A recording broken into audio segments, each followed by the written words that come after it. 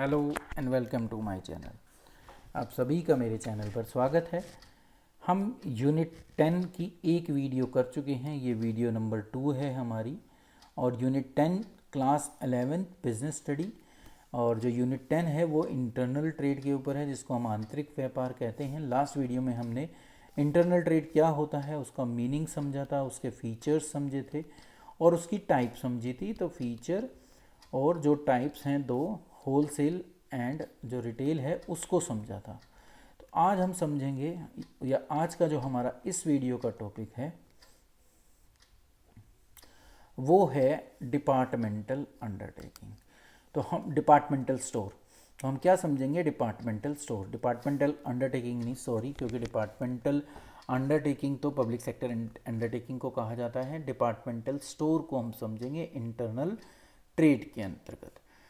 तो departmental store का meaning हम सबसे पहले समझते हैं। एक डिपार्टमेंटल स्टोर वो होता है या एक ऐसी एस्टेब्लिशमेंट होती है जो वाइड वैरायटी ऑफ प्रोडक्ट जो है एक ही छत के नीचे उनको प्रोवाइड करती है, उनको मतलब कस्टमर को। Classify into well defined departments aim at satisfying practically every customer need under one roof. तो कस्टमर की जो भी ज़रूरत है वो एक ही छत के नीचे पूरी हो जाए, उसको डिफरेंट प्लेसेस पर अपनी डिफरेंट जो नीड्स हैं उनके लिए ना जाना पड़े। ऐसे ही स्टोर को जो लार्ज एस्टेब्लिशमेंट के रूप में एस्टेब्लिश किया जाता है उसको हम कहते हैं departmental store. It has number of department, अलग अलग डिपार्टमेंट होते हैं उनके, each one confining its activity to one kind of product, और हर डिपार्टमेंट के अंदर एक जैसे प्रोडक्ट की बिक्री की जाती है।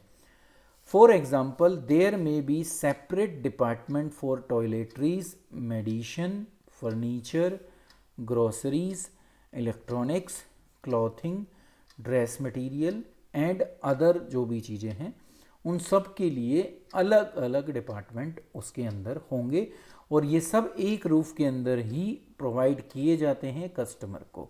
उसको हम कहते हैं डिपार्टमेंटल स्टोर।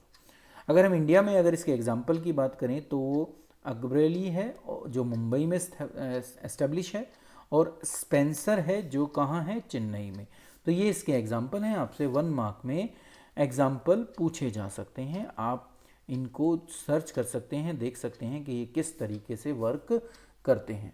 तो डिपार्टमेंटल स्टोर हमें समझ में आया कि ये एक लार्ज स्टैब्लिशमेंट होती है जो वन रूफ के अंदर डिफरेंट डिपार्टमेंट के थ्रू हर वो चीज़ बेचते हैं जो एक कस्टमर के लिए ज़रूरी होती है। तो कस्टमर की हर आवश्यकता को एक छत के नीचे पूरी करते हैं।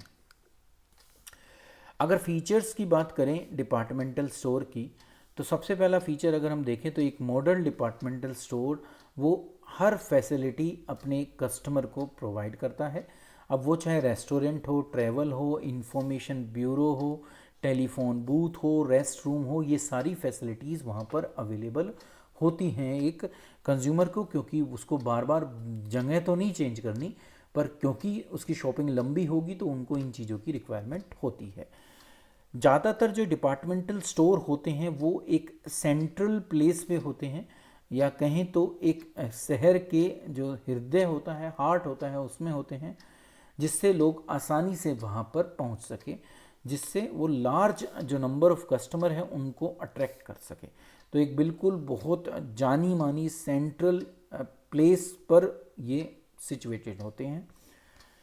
दूसरा है, as the size of the store is very large, बड़ा होता है क्योंकि डिफरेंट वैरायटी के प्रोडक्ट ये वहाँ पर बेचते हैं।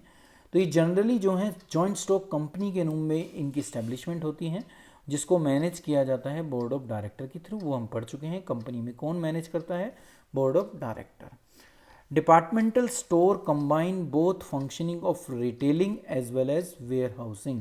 तो डिपार्टमेंटल स्टोर जितने भी होते हैं वो रिटेलिंग की सर्विसेज भी देते हैं, साथ ही साथ वो वेयर हाउसिंग या स्टोरेज की भी फैसिलिटी देते हैं। तो ये दोनों फंक्शन एक साथ डिपार्टमेंटल स्टोर परफॉर्म करता है। They have centralised purchase arrangement by the purchase department.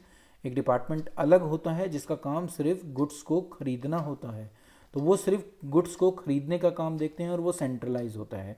ऐसे ही सेल जो होती है वो भी सेंट्रलाइज या डिसेंट्रलाइज, क्योंकि काउंटर बन जाते हैं, तो सेल जो होती है वो डिसेंट्रलाइज के थ्रू होती है, मतलब कि डिफरेंट डिपार्टमेंट के थ्रू डिफरेंट प्रोडक्ट को बेचा जाता है। तो ये बात आपको याद रखनी है कि परचेज डिपार्टमेंट सेंट्रलाइज होता है और सेल डिपार्टमेंट डिसेंट्रलाइज होता है, वो डिपार्टमेंट में डिवाइड हो जाता है। तो ये कुछ फीचर्स थे डिपार्टमेंटल स्टोर के। अब एडवांटेज देखते हैं, क्योंकि डिपार्टमेंटल स्टोर की एडवांटेज नेक्स्ट टॉपिक है हमारा। तो पहला ये है कि लार्ज कस्टमर को अट्रैक्ट करता है, वो हमने देखा था कि सेंट्रल प्लेस पर है, normally the heart of the city होता है, इसलिए यहाँ पर लोग ज़्यादा अट्रैक्ट होते हैं सामान खरीदने के लिए। दूसरा है कि कन्वीनियंस इन बाइंग होती है, क्योंकि कस्टमर को लार्ज वैरायटी ऑफ गुड्स एक ही रूफ के अंदर मिल जाती हैं, तो उसकी सारी आवश्यकताएं एक ही जगह से पूरी हो जाती हैं, तो उसको बार बार अलग अलग जगह पर जाकर अपनी जो अलग अलग शॉपिंग है उसको करना नहीं पड़ता, तो वो खरीदने में सुविधा प्रदान करता है।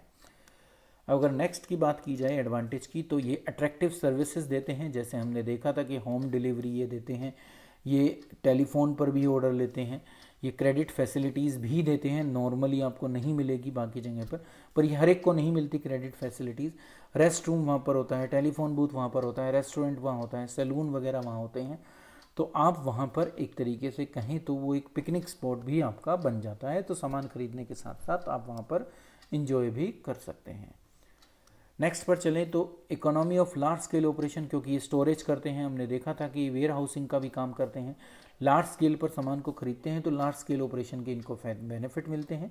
इसका मतलब ये कम कॉस्ट पर, लो कॉस्ट पर प्रोडक्ट को परचेज कर पाते हैं और उसका बेनिफिट कस्टमर को ट्रांसफ़र करते हैं। प्रमोशन ऑफ सेल, सेल की प्रमोशन भी ये करते हैं, तो डिपार्टमेंट स्टोर जो हैं वो इस पोजीशन में होते हैं कि वो कंसिडरेबल अमाउंट स्पेंड कर पाएँ एडवर्टाइजिंग पर और अदर प्रमोशनल एक्टिविटीज़ पर, जिससे उनकी सेल बढ़ सके, तो ये काम भी ये करते हैं। आगे चलें तो डिसएडवांटेज आ जाती हैं। डिसएडवांटेज का मतलब डिपार्टमेंटल स्टोर अच्छी बात है, अच्छे होने चाहिए, पर आप देखोगे तो बहुत ज़्यादा नहीं है। रीज़न उसके ये भी हैं, अब हम पढ़ेंगे। पहला है कि पर्सनल अटेंशन नहीं है, लार्ज स्केल ऑपरेशन हो रहा है, कस्टमर्स जो है पर्सनली अटेंड नहीं किए जाते, तो it is very difficult to provide adequate personal attention to customer in the store. नहीं दिया जाता, कस्टमर अपने आप ही देखता है, चीज़ों को समझता है, तो उसको जो वो पर्सनलाइज स्पेशलाइज पर्सनल अटेंशन चाहिए मिलती है बाकी जगह पर, वो यहाँ पर नहीं मिल पाती। हाई ऑपरेटिंग कॉस्ट होती है, क्योंकि एक तरीके से शहर के बीचों बीच होता है और विभिन्न सर्विसेज वो प्रोवाइड करता है, जिससे उसकी जो ऑपरेटिंग कॉस्ट है वो इंक्रीज़ हो जाती है। और अगर ऑपरेटिंग कॉस्ट इंक्रीज़ होगी तो ये बात भी पक्की है कि वो जो सेलिंग प्राइस है वो भी वहाँ पर हाई हो जाता है, जिस वजह से जो लोअर इनकम ग्रुप है वो वहाँ पर ख़रीदने के लिए नहीं जाता। तो हाई ऑपरेटिंग कॉस्ट ने वहाँ पर कस्टमर को कम कर दिया, लिमिट कर दिया। आगे है तो पॉसिबिलिटी ऑफ लॉसेस ज़्यादा होते हैं, क्योंकि ऑपरेटिंग कॉस्ट जितनी हाई होगी, लार्ज स्केल ऑपरेशन जितना होगा, तो डिपार्टमेंटल स्टोर को फिक्स्ड खर्चे होते हैं, और अगर वो फिक्स्ड खर्चे के अकॉर्डिंग सेल ना हो तो वो लॉसेस के चांसेस इंक्रीज करते हैं। नेक्स्ट है इनकन्वीनियंट लोकेशन। हमने देखा कि मतलब कि शहर के तो बीचों बीच है, बट नॉर्मली कंज्यूमर ये चाहता है कि उसको वो चीज़ उसके घर के पास मिले, उसके लिए उसको इतनी दूर ना जाना पड़े। तो डिपार्टमेंटल स्टोर वैसे तो सेंट्रली लोकेटेड होते हैं, पर वो जो है परचेज ऑफ गुड्स जो छोटे नोटिस पर या कुछ एकदम से चाहिए होती हैं, उनके लिए लोग वहाँ पर जाकर सामान नहीं खरीदते। तो ये एक प्रॉब्लम होती है इनकी कि लोग वहाँ पर सिर्फ प्लान कर कर ही जा सकते हैं, छोटी मोटी अपनी आवश्यकताओं को पूरा करने के लिए लोग डिपार्टमेंटल स्टोर में नहीं जाते, जबकि वो प्रोडक्ट उनको वहाँ पर अवेलेबल होते हैं। इसी के साथ डिपार्टमेंटल स्टोर का हमारा टॉपिक यहीं पर समाप्त होता है। नेक्स्ट वीडियो में हम जो इस साल कोर्स में है दूसरा टॉपिक, या दूसरा कहें कि ये हम एक तरीके से रिटेलिंग के ये टाइप्स पढ़ रहे हैं, और उस रिटेलिंग की टाइप में हमने फिक्स्ड में डिपार्टमेंटल स्टोर पढ़ा। नेक्स्ट वीडियो में ऐसा ही एक टॉपिक और हम पढ़ेंगे जो इस साल हमारे कोर्स में है। Thank you.